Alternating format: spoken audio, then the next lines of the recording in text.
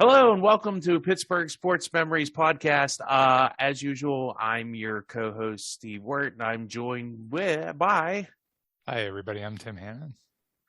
And today we're going to be covering the 1925 World Series, which I think Tim was there. You covered it, right?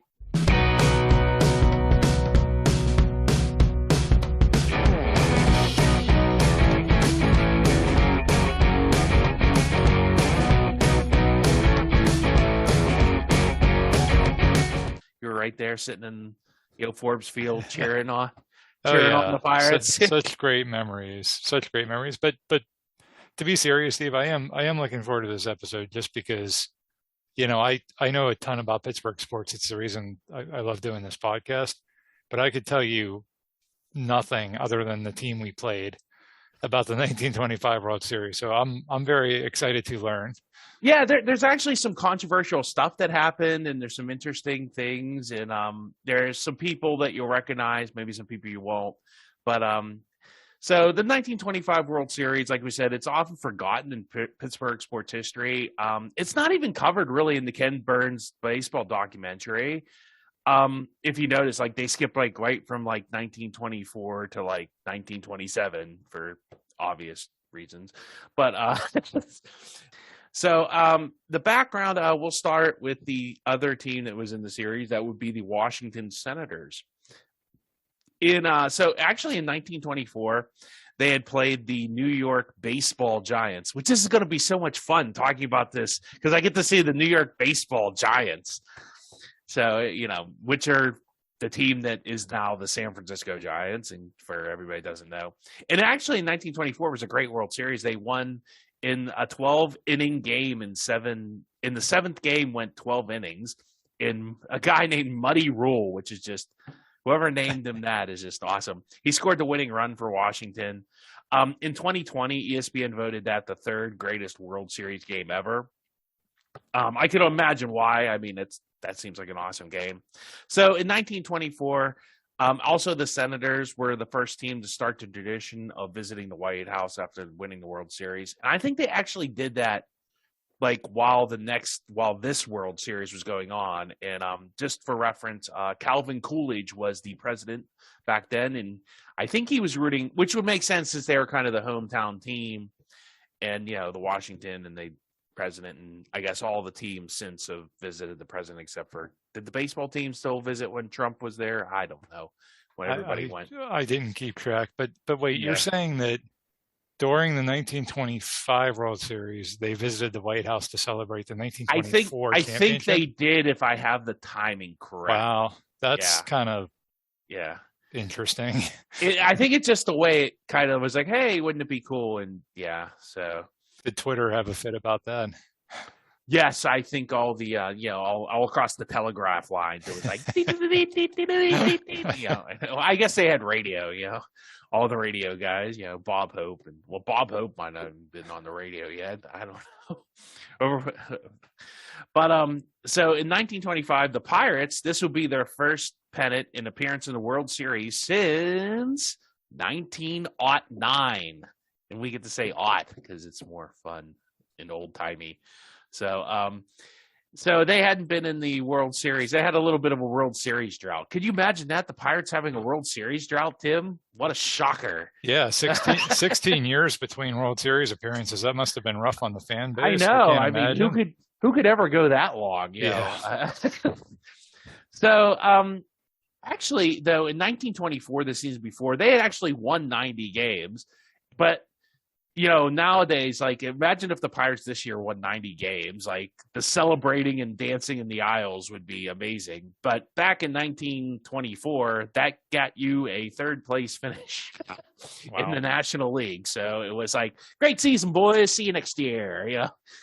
And I guess they had obviously finished behind the Giants, and I didn't look up somebody else.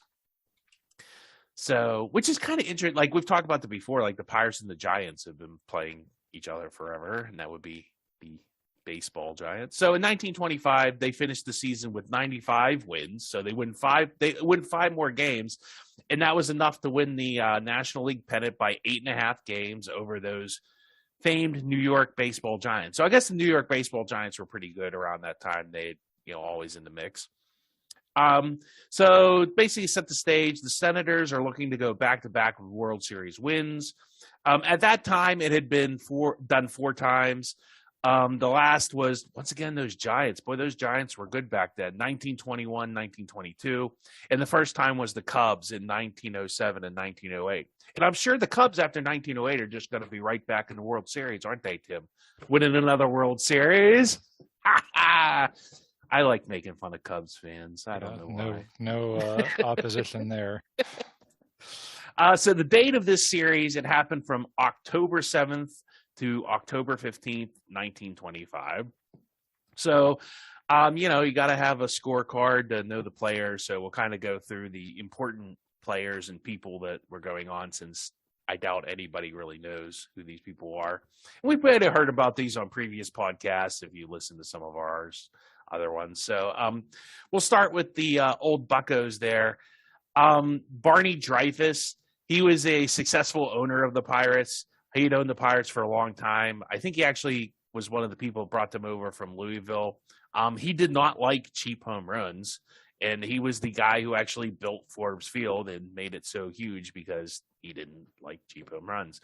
Under his ownership, the Pirates would win 6 NL pennants and 2 World Series. He also helped get Kennesaw Mountain Landis as the commissioner of baseball. And that's kind of important significantly because in 1919, if you ever watched the movie 8 Man Out with, who's in it? John Cusack, and I can't figure who else. A bunch of people were in it. But that's from Frasier. Yeah. Just the manager. Jim Mahoney, yeah. And another guy too is been in the pitcher, the one pitcher, he's been in a ton of stuff. That's the Black Sox scandal. They are paid to throw the World Series by a bunch of gamblers, and whether Shoeless Joe was involved or not. But Shoeless Joe would eventually see his redemption in 1989 Field of Dreams movie. Yeah, right. Sure.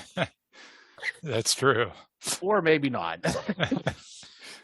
So, that kind of, they had to clean up baseball after 1919. You figure that's only 6 years removed from that, right? Yeah. And so it was still kind of, they had to make sure that people didn't think the games were fixed because, this isn't wrestling and people would like, the games to be legitimate. Funny thing about that. So the actual manager of the team was a guy named Bill McKechnie. And if you're an older time, you might recognize his name. He was the original deacon on the Pirates. And this is an interesting thing with this team. A lot of upstanding people. I don't know if it's just, in the papers that was their image or if they really were, but maybe they really were. I don't know. He was an unusual manager. He was very religious. He did not smoke, did not drink, did not use profanity. When he had a problem with a player who was likely to go out carousing, because what McKechnie would do, Tim? He would go and actually become his roommate. So I guess that was if you were out spending the late nights drinking or whatever and chasing the ladies, you weren't doing that. The manager was going to be now sleeping next to you, and that would be tougher for you to do, I guess. Interesting approach. I guess that must have worked because I can see you not being able to sneak out anymore from the managers, your roommate. According to Baseball Reference, this is after his time with the Pirates. McKechnie had a poor sense of direction, and he would later manage the Reds, and he was supposed to play the Pirates at Forbes Field, and he flew a plane which what he thought was from Pittsburgh and said, hey, can you get me to the Shenley Hotel? And the taxi driver's like, nope, never heard of it. And then he said, how about some nearby streets? He's like, no. He's like, I've never heard of them either. And then McKechnie's like, well, how long have you been driving a cab here? And the guy's like, 25 years. He said, well, I can't know. And then he's like, wait a minute, you're in the wrong town, the cab driver. Oh, he's like, where do you think you are? And he's like, I'm in Pittsburgh. And the cab driver's like, nope, this is Detroit. Literally got on the wrong plane. Wow. So, he had played actually for the Pirates, and he'd hit 251, and he had played some in the infield. So, another guy that we've talked about before is Fred Clark. And he was one of the players that Dreyfus had brought in from the Louisville Colonels with Honus Wagner and some of the other players that made that dynasty team of the early aughts. He still is the Pirates' most successful manager to this day. He had actually managed from 1900 to 1915. And what had happened was he had bought some property in Kansas, and lucky for him, they found oil on it. So this guy just ran into a ton of money. So when you got more money and that you know what to do with, you ask Barney Dreyfus if you can become a minority owner. So that's what he did. And so since he was now an owner, he was allowed to sit in the dugout with poor Bill McKechnie, which is really not fun. So imagine, the only way I can relate this to, the only thing I can think of, imagine if Bill Cowher was like, hey, Mr. Art Rudy, can I have a part ownership in the team like so many other people? Or David Tepper was when he was a part owner, can I be part owner? And then David Tepper was like, hey, I'm going to go down and hang on the sideline and literally question every decision Mike Tomlin makes. How do you think that's going to work out? Yeah, that would be awkward to say the least. Yeah, so it was just a little weird situation, and that's just, that's kind of how it went that season. So, and in our aftermath, there's a little bit of aftermath that comes from all of this.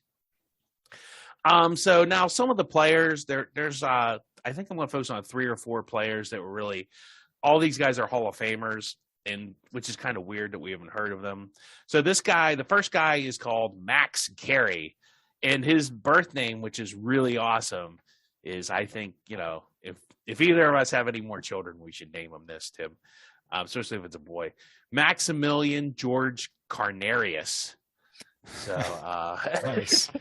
That's a heck of a mouthful there. So they just went with Max. I can't see why. He had actually replaced Fred Clark in left field in 1912. So, so the guy who you replaced is now your manager. So I'm sure that's all gonna work out well for everyone involved, right? His nickname was Scoop for his ability to catch fly balls in front of him. He had a mark of 738 stolen bases, and it remained a National League record until Lou Brock surpassed it in 1974. In 1924, Carey altered his batting stance based on Ty Cobb's. I've heard that before. People kind of changed the way, so that actually helped his batting average. And he was another one. He was involved in religious activities. He attended a theological seminary in the winter. So that was interesting. So they have a couple of reverends and deacons on the team.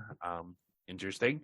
Well, the crowd today that thinks Tomlin doesn't have any discipline on the Steelers would have loved this team. Yeah. Well, I mean, I guess that's kind of how that generation was too. You figure this is, and I forgot to mention, this is the height of Prohibition. So there's a lot of that generation, I think, was very upstanding. They didn't want to smoke, didn't want to drink. Maybe it's an overreaction, to some of the other things that were going on, people, having all those addictive issues. Sometimes people overreact the other way. So yeah, it's probably one of 2 things. Probably either that camp or the camp of no, we just don't tell anybody what we're doing, kind of thing. I mean that and this era. Is the papers too. So if you want an interview with Max or Maximilian here, you're not going to report on him right running around with ladies and drinking. Right. Not saying he was. I mean, again, these guys are Yeah. probably sincere in what they believe. Just saying that for every one of those guys, there was probably a guy or two that was, doing stuff that no one would have ever found out about. Like beating people up in the stands. Oh no, that was Ty Cobb. And nobody hid that one. No. So another guy, this guy was named Kiki Kyler, I think, and his real name was Hazen Shirley Kyler. There's another name for you. Kyler led the National League in stolen bases 4 times, so they got some speed on this team.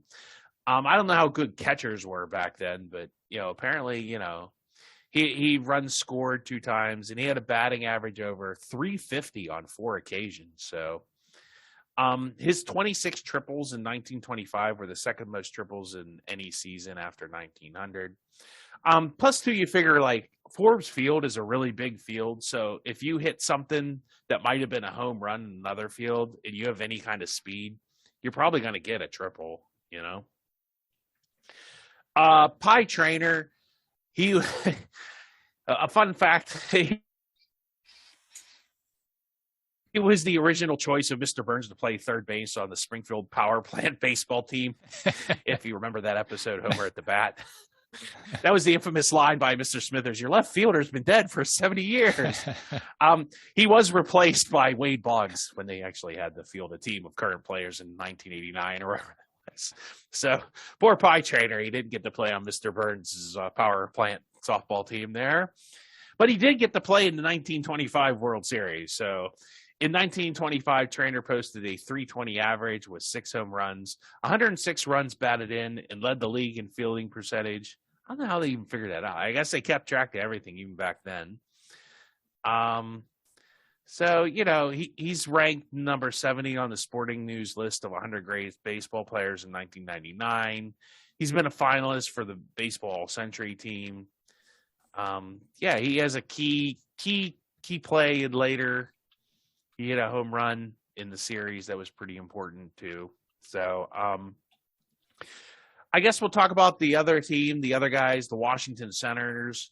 The most probably guy you probably know about him is Walter Johnson. He was he actually in 1917 a munitions laboratory, like they had a chronograph and they could they didn't have radar guns back then because radar wasn't developed, so they couldn't like clock how fast a pitch was going. But they had like these things called chronographs, and if you could pass it through 2 points, you could kind of do the math and figure out how fast something was going. That's how they figured out how fast a cannonball or a bullet was going. So they let Walter Johnson go up there and throw a baseball through it, and they clocked it at 134 feet per second. And if you're saying, what the heck does that mean? It's equivalent to 91 miles per hour. So Walter Johnson, and this is like, you know, Walter Johnson could definitely pitch in today's Major League Baseball at 91 miles per hour, throwing that kind of, that's good enough to get you in the majors even today. So almost 100 years later, he was good. Yes. It was unmatched at that era. He had a sidearm motion, and you know, Johnson. It was difficult for right-handed batters to pick up. And he threw an occasional curveball, which, oh my goodness, if you're going to throw 91 miles per hour and then switch speeds to some sort of curveball, it's probably going to be hard to hit. So him and Honus Wagner were known as the Five Immortals because they were the first players chosen for the Baseball Hall of Fame. I think I can't remember. It's him. I want to say is Babe Ruth and Ty Cobb and Cy Young, maybe. Jimmy Fox, maybe. Christy Mathewson. I mean, it could no, have been any actually, Christy Mathewson comes in like there. I have a note about Christy Mathewson. He actually died on the first game of the World Series this year due to he was in World War I and he had been exposed to gas. The nerve gas. Yeah, the phosgene, the mustard gas as they called it. And he didn't die, but it messed up his lungs so bad he couldn't play baseball no more. And then he actually did die in September of this, or October, I guess, of this year. So, sad note about that. Walter Johnson at the time in 1925 was 37 years old, but he had won his first World Series the year before. And going into the Game 7, you were going to notice that he had already won 2 games for the Senators. So he's kind of like their big guy. 12 pitchers have won 3 games in the World Series. The last guy to do it was a guy named Mickey Lolich in 1968 for the Tigers of Detroit. So it's not common to win 3 games in a World Series. So it's not easy. So he's definitely a Hall of Famer. Great. There's a guy named Roger Peckinpah. He was appointed manager, but Bucky Harris was the manager, but this guy was his assistant manager. He was a key contributor in the 1924 World Series. He was actually most valuable player in 1925. I think he was their shortstop. And Peckinpah comes into play. He makes some really bad errors in this series. He makes a lot. He has a really bad series in the field. As for the owner of the Washington Senators, it was a guy named Clark Griffith. He was a successful player turned owner. He was known to run the team on a cheap budget. Imagine that, a baseball owner running the team on a cheap budget, Tim. Can you imagine shameful. the thought? It's a good thing. It's a good thing they've weeded that kind of stuff out of the game. Yes, I am shocked and surprised. So he signed a lot of players from independent leagues. They didn't even have a farm system. The Senators didn't even have a farm system. So I guess he was just like, back then maybe it wasn't as bad because there was kind of people all over the place. It wasn't as defined, the minor leagues, So another fun guy who plays a key is Stan Kovaleski. He was a pitcher. He had pitched with the Philadelphia Athletics and the Cleveland Indians. And he had came to the Senators that year. And the best thing about Stan Kovaleski was he was a spitball pitcher, Tim. And you might say, hey, Steve, isn't spitballs illegal in 1925? And I would say, yes, you are correct. But he was grandfathered in, so he was still allowed to throw spitballs. Oh, you're kidding. That was how they did it? Yeah. Didn't they outlaw it when the one guy for Cleveland got killed? Isn't that what? I think it is. At the beginning of 1920, the spitball was banned, but he was grandfathered in. So that's what happened. There was a guy, for Cleveland who got hit in the head, and they didn't wear helmets back then. And I don't know if they didn't have plastic, so I don't even know what. Like they would have had to warn like a World War One. Like even in World War One, they didn't wear helmets. Like at the beginning of the war, so I don't know what you would have worn. Like one of those weird looking helmets the British and the Americans wore. Were like, but supposedly, they didn't have helmets, and supposedly he couldn't get out of the way of the ball. Like usually if something like that. If it flies at your head, you're going to flinch or you're going to like put your arm up or something. But he never even saw it because of the way it kind of weaved in the air because the Yankees pitcher had, put a bunch of gunk on it. So that was one of the public kind of outcries, like we need to outlaw this. But I guess if you did it before 1920, you were still allowed to do it. That's really goofy. Yeah, maybe they should have. I was thinking of this while doing this. Maybe they should have done that with the steroids. Just like, okay, no one past like X 2004 is allowed to use steroids anymore or whatever. But, Barry Bonds and all you're still allowed to use steroids. Or like James Harrison's still allowed to hit the quarterback in the head because he was doing it before they made the rule. There you go. Yeah. He's still allowed to rough the quarterback. Yeah. Oh my gosh. Can you imagine? But be that as it may, Kovaleski had won a lot of games. He actually played a key role in the series. He was another guy who didn't have a great series. So a guy named Goose Goslin, he was their left fielder. He was one of the top run producers in the American League with 129 RBIs. He had a really good he had a good 24 World Series. 6 hits. In the 25 series, he batted .334 with 72. Or no, that was 1925. He batted .334 with 72 extra base hits and 113 RBIs.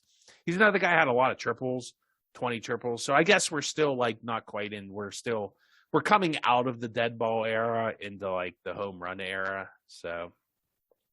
Yeah, that was the decade of Babe Ruth and everything. I also love all the nicknames, Goose Goslin and Pie Trainer. Did anybody go by their real name? I guess Walter Johnson. Yeah.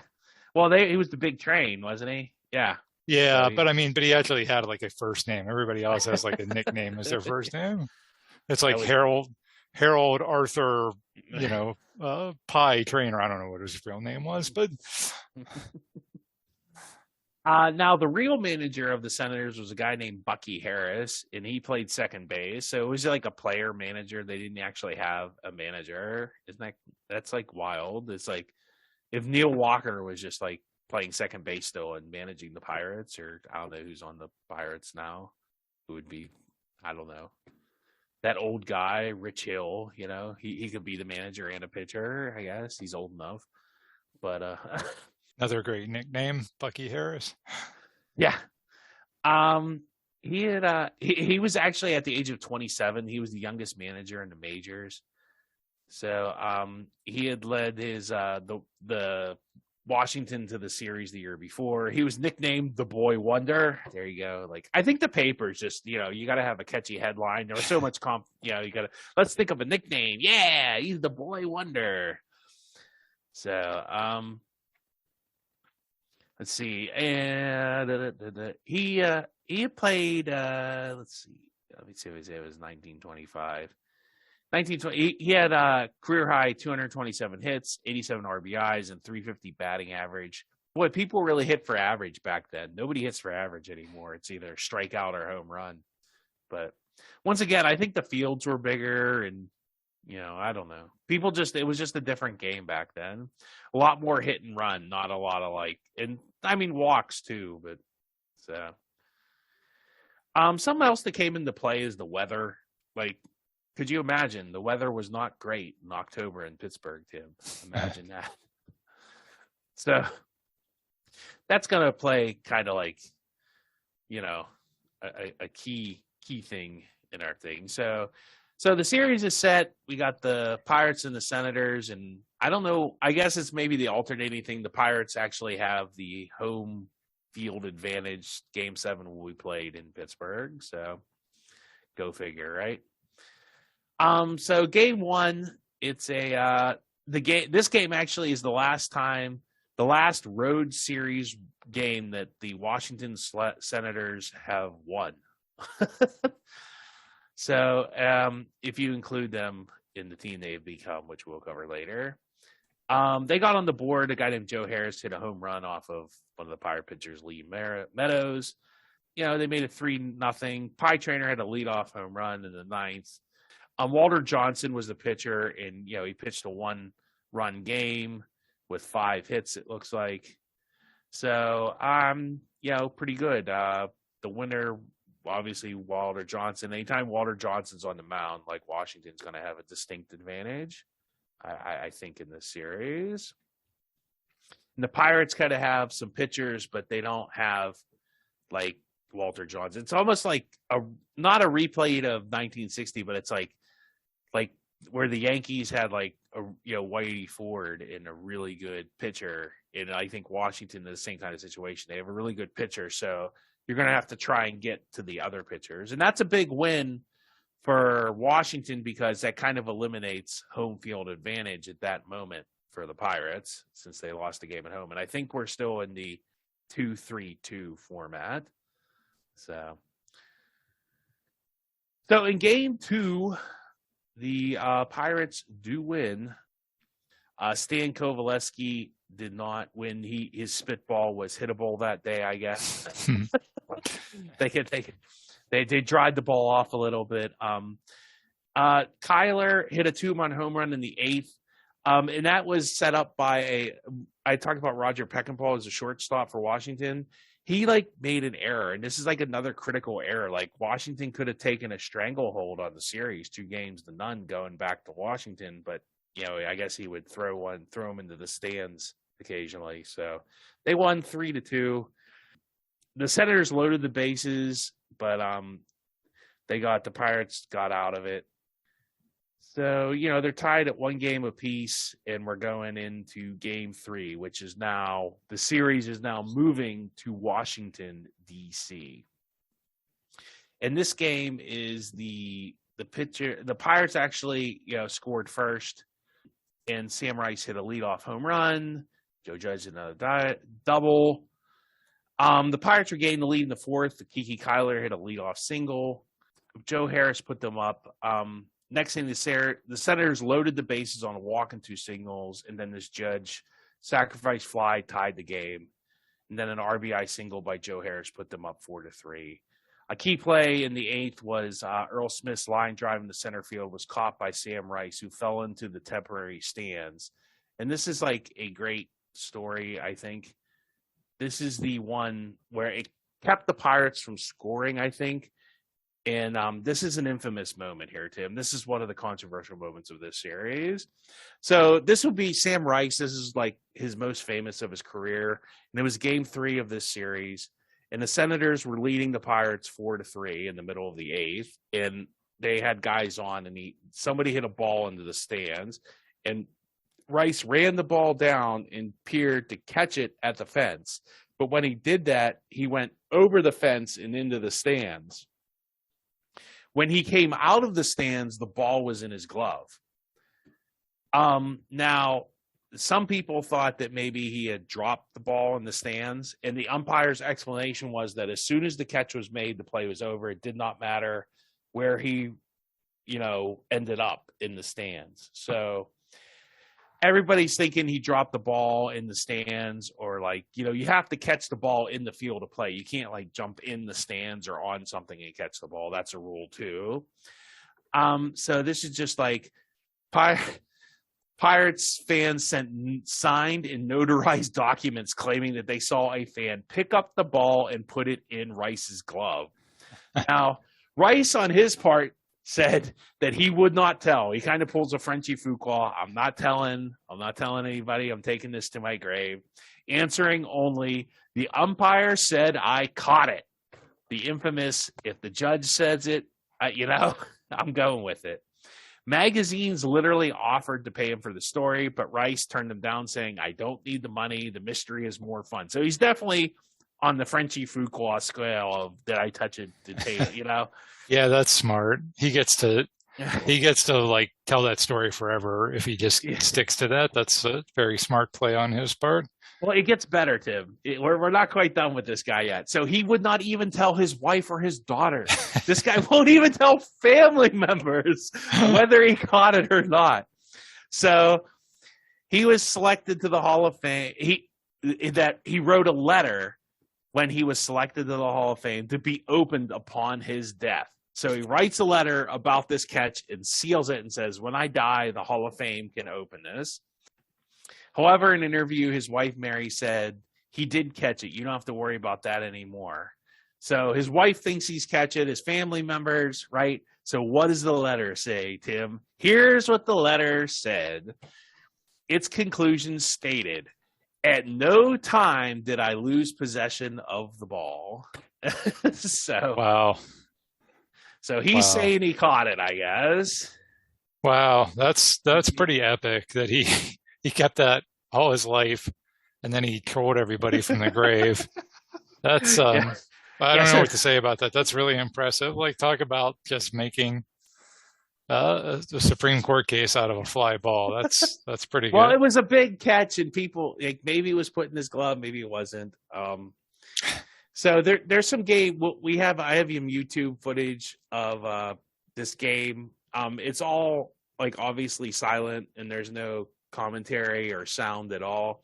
There's some great shots of President Coolidge throwing out a first pitch, and the reason is because the first picture with sound was the Jazz Singer, which would not come till 1927. And that was starring a gentleman named Al Jolson. And I do believe I have it, Al Jolson. Before the series, the papers had some cool quotes. Okay, here we go.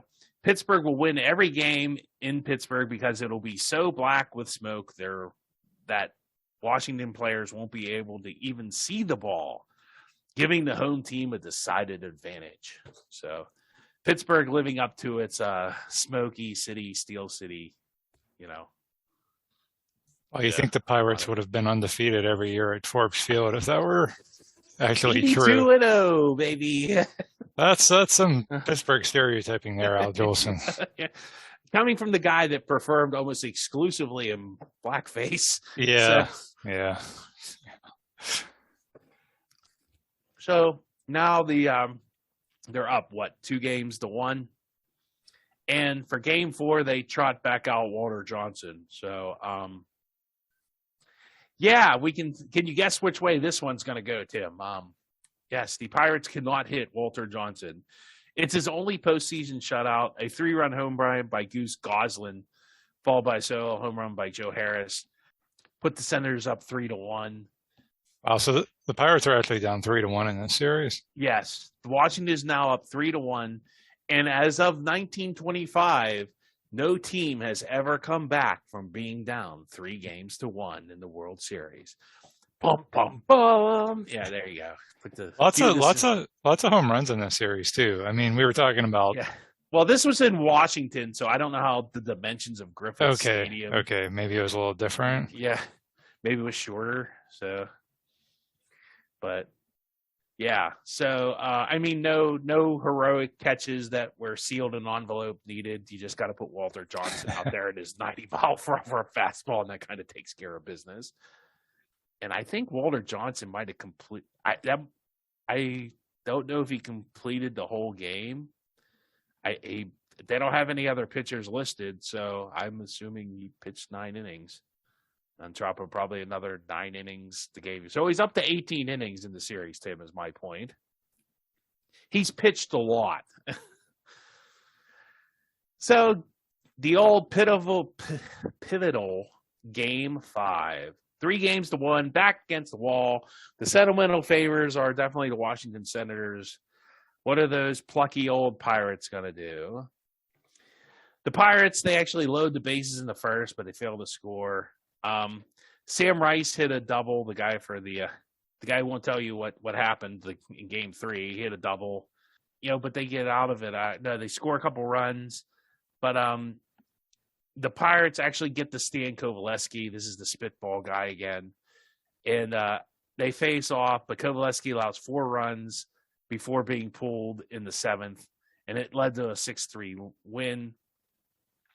The Senators did cut the lead 4-3 in the bottom half of I think that was the 7th. But the Pirates got the run back in the bottom half of that inning. Peckinpah might have made another error somewhere along the way.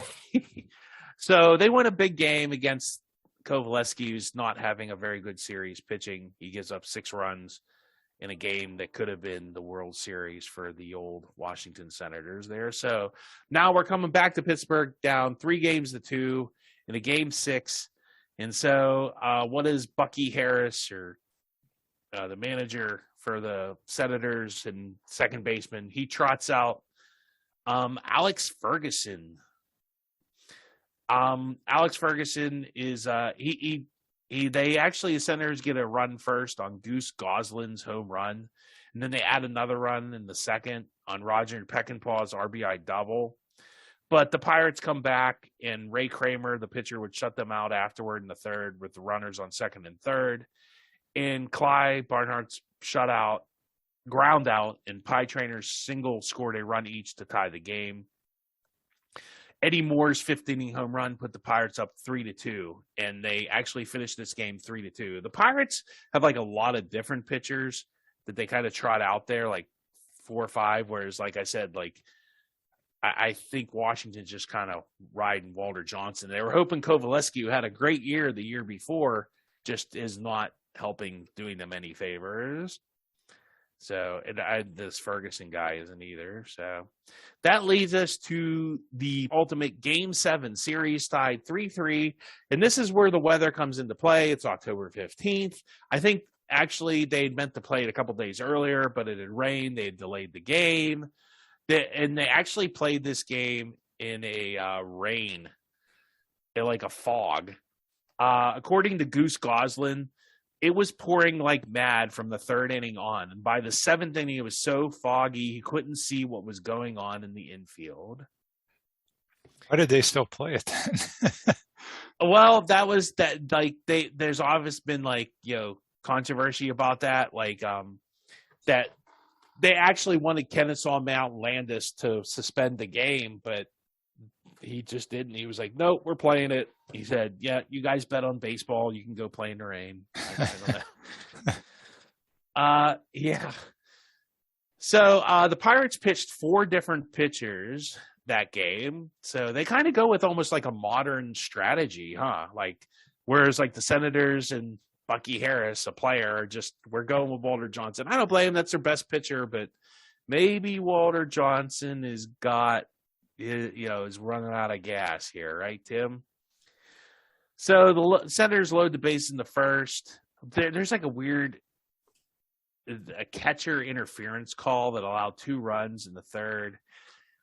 And the Senators were out 4-0, but the Pirates cut the lead 4-3. In the fourth, Joe Harris's 2-run double extended Washington's lead 6-3. So the Pirates are down 6-3 in the fourth inning. Wow. But yeah, back-to-back doubles by Carey and Kiki Kyler. Gee, I wonder why these guys are in the Hall of Fame. In the fifth, cut the lead to 6-4. And then in the seventh, Moore reached first on an error. And that was another Roger Peckinpah in Trainer's RBI triple tied the game. Now Roger Peckinpah redeems himself and he hits a home run in the eighth off Ray Kramer to put the Senators back on top 7-6. So we come to the eighth inning of the seventh game of the World Series here, and the Pirates, as usual, are down 7-6, as has happened a couple times in their history. So now we have, with 2 outs and no one on, a batter, the Pirates started their winning rally when Smith doubled to right center field. A guy named Yide ran for Smith. Then McKechnie set up Carson Bigby to hit for Kramer, and he delivered with a double over Gosselin's head to tie the game. So the next guy, the crowd is going crazy, and a guy named Moore drew a walk, and that was actually Walter Johnson's first walk of the afternoon.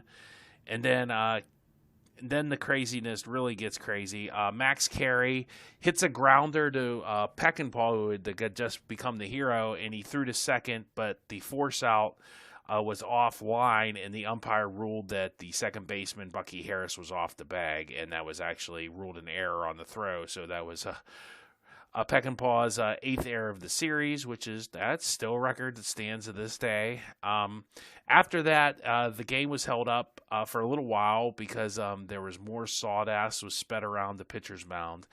And each batter had to wipe off his bat as it came to the plate. It was literally pouring rain.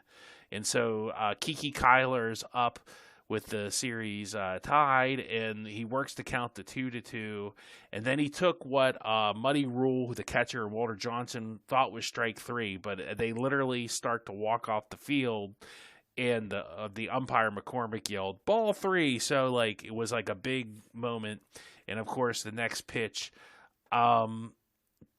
Kiki, he hit the ball in the outfield, and this is the infamous hit that the Washington outfielder Goose Gosselin says was foul by 2 feet, but they called it a ground rule double, and it's a fair ball, luckily enough for the Pirates, and now they're up 9-7. They did all this with 2 outs in the eighth. Wow. They shut down the Senators in the bottom half of their ninth, and of course it sets off all kinds of celebration for the home team of the Pittsburgh Pirates. So obviously a big hit by Kiki Kyler. It was somewhat controversial, but I think the breaks kind of made up for each other with this maybe fair, maybe foul, along with the Game 3 catch, maybe no catch, which the guy from the Senators says it was a catch, so I guess we'll go with that. But lots of dramatics in this eighth inning, and then leading into a ninth inning where the Pirates clinch their second World Series win.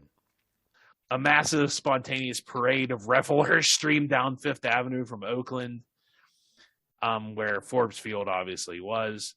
Some of the post-game comments, Kennesaw Landis said he would be roundly criticized for ever starting the game. Mesh let continue. He didn't say much. Bill McKechnie, the manager of the Pirates, I'm just too happy for words. It was a great series. I'm simply overcome. So are the players. Look at them. They're like a bunch of madmen, and no wonder. We just won a tough ball game and a tough World Series, and we're expecting sensation of baseball champions of the world. This is one of the happiest days of my life. It's simply great. We showed them a wonderful club.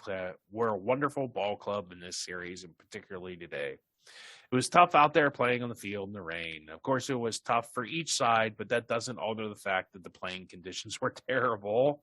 So Bucky Harris, who's the manager, was crestfallen. He voiced resentment over the final game being played under such conditions, as also his displeasure as the system that caused the series to start and finish in Pittsburgh.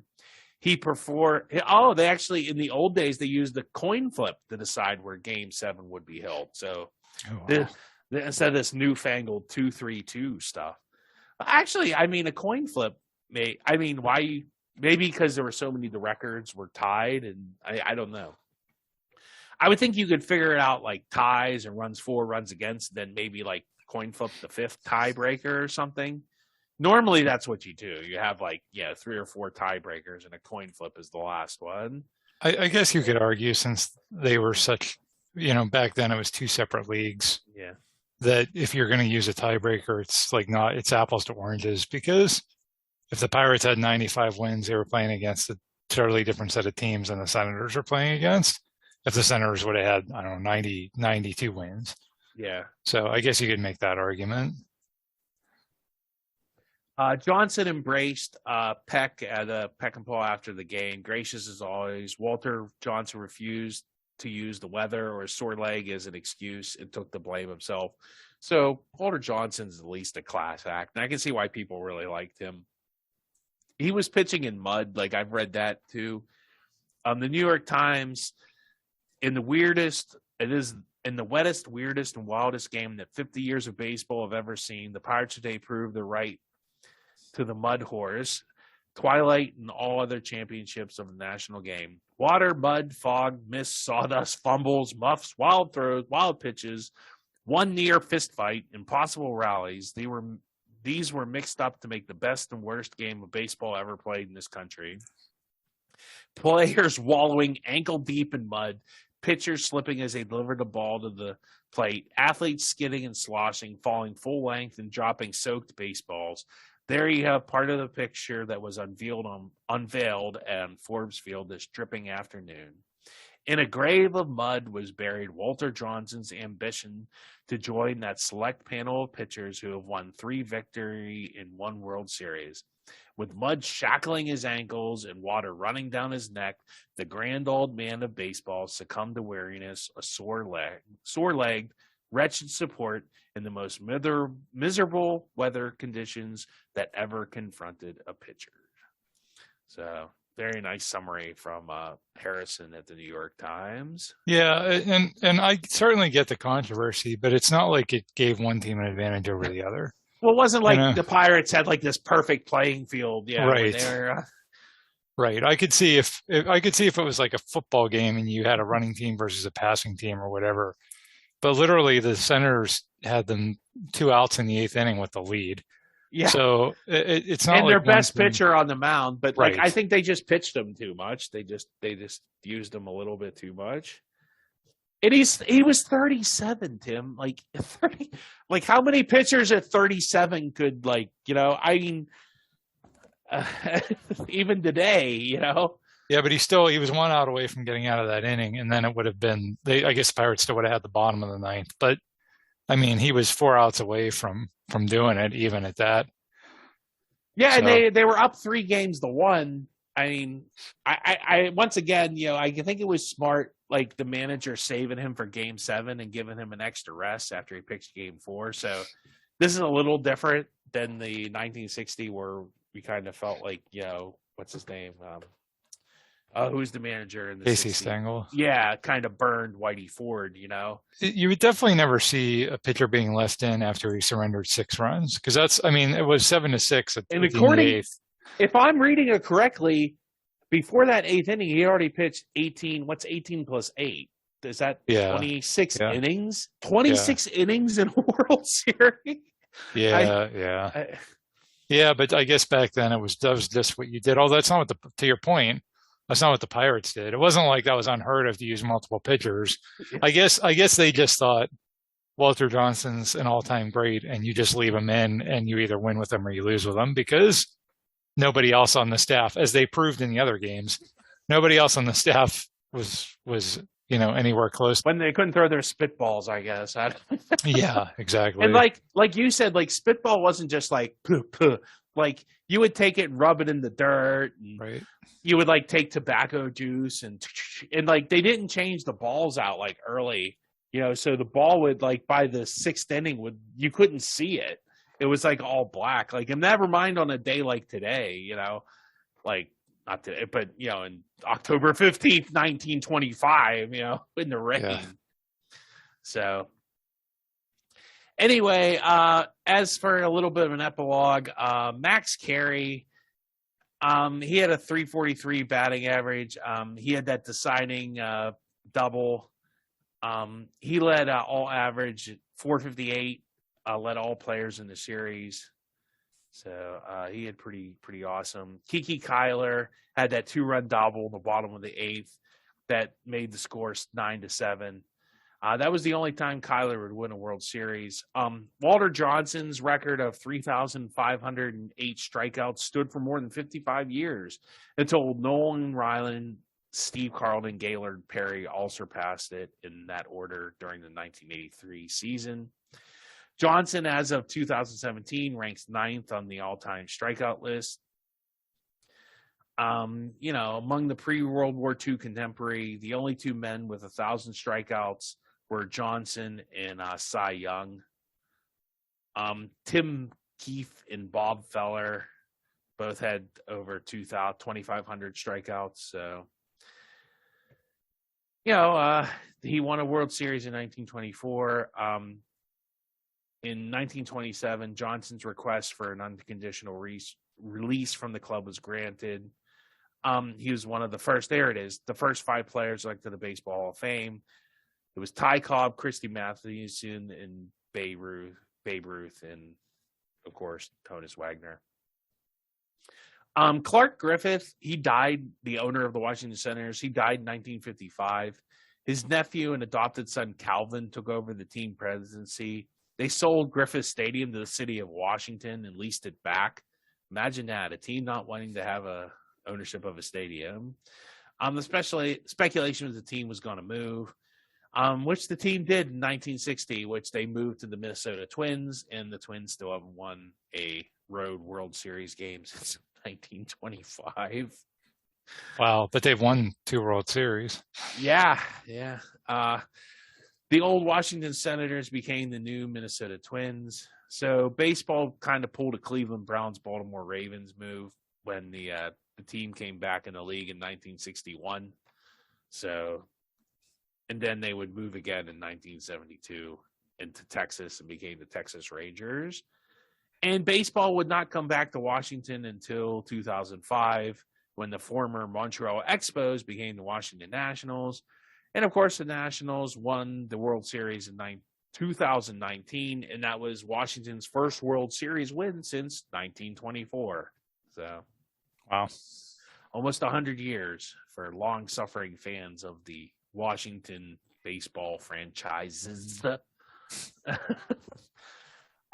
what happened with Max Carey, Fred Clark, and Bill McKechnie? Well, there was a very ugly team incident the next season, which I've alluded to.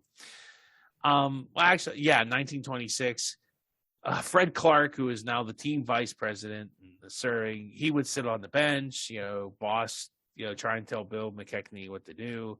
So he actually wanted Carey. He wanted Max Carey to get benched. Well, they didn't like that, so the players all voted to remove Fred Clark from the bench. So Bill McKechnie actually sided with the players at first. But then when ownership found out about it, you got to remember, this is 1926. So ownership and unions, and there wasn't a baseball union, and you just kind of did whatever the owners told you to do. That was kind of how it worked back then. So they got rid of Adams and Bigney, who were 2 of the people that they thought. And then Carey was suspended because Carey's a good player, and good players don't get kicked off the team. But then the Pirates did place Carey on waivers, and he was claimed by some team called the Brooklyn Robins. Carey played his final 3.5 years with the Robins. He really wasn't the same player.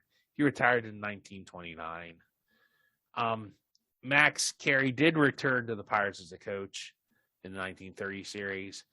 Bill McKechnie, for all his craziness in that whole situation where the players started to revolt against Fred Clark, he actually got fired after 1926.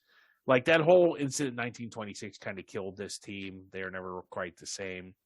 But don't cry too hard. He would go on and win pennants with 3 different teams. Bill McKechnie also won a World Series with the Cincinnati Reds in 1940. He was an assistant manager on the Cleveland Indians World Series in 1948. Hey, have Cleveland won a World Series? No, hey, Cleveland hasn't won a World Series since 1948 either. Well, boo-hoo for them. Maybe they should have kept Bill McKechnie a little longer. I don't know. McKechnie was the first manager to win World Series titles with two different teams. He remains one of only two managers to win pennants with three teams.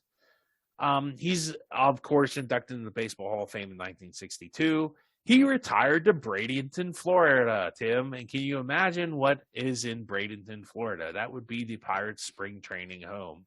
McKechnie Field, which was named after Bill McKechnie, has now been, Bob Nutting, being the sentimental type that he is, sold the naming rights to that stadium for cash money, and they renamed it Lee Calm Field. So the heck with you, Bill McKechnie, and you're not siding with management ways. So they got him. It's just funny that the ownership continued to get him back for years and years after that. Different owners, yeah, hundreds of years removed. Yeah. So take that, Bill McKechnie. Kiki Kyler was part of the decision to remove Fred Clark. He actually compiled over 200 hits over 3 separate seasons. He was elected to the Hall of Fame in 1968 by the Veterans Committee. He had a lot of injuries. He finished out his career with the Cubs, where he never really won another World Series. Kyler was known around the league as a polite, shy kind of player. The fellow Hall of Famer Joe Cromer said he was one of the finest and cleanest living fellows I ever met. Kyler was an established star when I joined the Pirates, but he's always willing to help. He was a model. The Sporting News stated that he was a model on and off the field. Isn't that nice? Fred Clark was elected to the Baseball Hall of Fame in 1945. He was one of the first to be elected by the Old Timers Committee. He was one of the 24 original inductees in the Iowa Sports Hall of Fame. Ooh, sounds prestigious. In 1947, while fishing in northern Minnesota, he and his wife were thrown into the icy water by a storm, but he was back out the next day. He was also almost shot while quail hunting. He survived a gas furnace explosion. You just can't get rid of Fred Clark there. He's a tough old bird. Can't get him off the bench. Can't get him off the planet. Yeah. So finally, he passed away at age 87. You figured this dude lived through like influenza, two world wars, and his gas furnace explosions and falling in a lake. Yeah, so, I thought you were going to say something like finally he passed away from, COVID in 2021. Yeah. At 127 years old or whatever. Yeah. For Pie Traynor, he led NL third baseman and put out 7 times, double play 4 times, assist 3 times. His 4-1 double plays in 1925 were now a record until 1950. His putouts remain the highest NL total since 1905. He set major league records for career double plays and at third base. That was finally broken in 1945 and 1960. He became inducted to the Baseball Hall of Fame in 1948, become the initial third baseman elected by the Baseball Writers Hall of Fame of America. The Pirates as a organization did return to the World Series in 1927. But they were swept by some team from New York that may have had, Gehrig and, Ruth and a bunch of other guys who could really hit a bunch of home runs. The Pirates remained competitive throughout the 1930s, but failed to win the pennant. The closest they came was in 1938 when they were passed by the Chicago Cubs in the final week of the season. And, of course, they went on another long World Series drought. They didn't make the World Series against until 1960. And we've covered that World Series, Tim. We have. So some nagging questions. Why is this World Series so forgotten? Why doesn't anybody remember it? I think number one, the Senators don't exist anymore. So they're not really a team that anybody would ever talk about. Nobody's going to talk about the Texas Rangers or I guess it would technically be the Twins. So nobody really talks about them. It's not really recent. It's like I said, it's almost going to be 100 years old since this happened. There's no TV footage of it. There's nobody, really that remembers it. there's nobody like Babe Ruth or the Yankees weren't in it. I mean, Walter Johnson is famous, but because he doesn't have a team that like is so ballyhooed, I think too, like, Walter Johnson is famous, but because he played on the Washington team, it doesn't really relive like wherever Babe Ruth, the Yankees, there's no like Minnesota Twins, Walter Johnson, nobody ever thinks of that. You think of, who do you think of Minnesota Twins? I don't know. That pitcher with the funky mustache, right? Yeah, Harmon Killebrew, or even like Jack Morris, like some. Yeah, that's what I'm thinking. Yeah, that's what I think of. Yeah. So there's no real like guy you think of with that organization. Yeah, that makes sense. I mean, you're right, because once you usually celebrate the history of the players that played on that franchise, not the one that was in a different city. I mean, does the current Washington team celebrate, I don't know, Tim Raines? Because the Expos players probably not the same thing. Hey, here's another burning question. Why do the Pirates only win World Series in 7 games? And another fun fact are the Pirates are 5-0 in Game 7s. You don't want to play the Pirates in Game 7 of your World Series. You're going to be in trouble, right? Yeah, we covered that in the last Fun Facts episode, and it's the odds of that are pretty amazing. I mean, a 1-game thing, and they won all 5. I just think the odds of that are. And then how many times did they come back from 3-1, because they did it again in 79? Yeah. So I mean that's also pretty rare. So yeah, don't want to get to a 7th game of the World Series against the Pirates, but fortunately none of the other 20-something Major League Baseball teams will have to worry about that anytime in the near future. So, that's just kind of all I have on that. The Pirates win the 1925 World Series. We should remember it for the people, Kiki Kyler, Pie Trainer, and, some of the pitchers, and Aldridge and some of the other guys that had great World Series. Walter Johnson never appeared in another World Series. He retired by the time the Senators made the World Series in 1933 again. Good for them. Good for Kiki Kyler and Max Carey and, Pie Trainer and all the Pirate fans of that era that I'm sure Al Jolson is still boo-hooing over all the smoke in Pittsburgh. So suck it, Washington and New York. I hope you enjoyed that walk down, I don't know, informative walk down memory lane, kind of, maybe, sort of.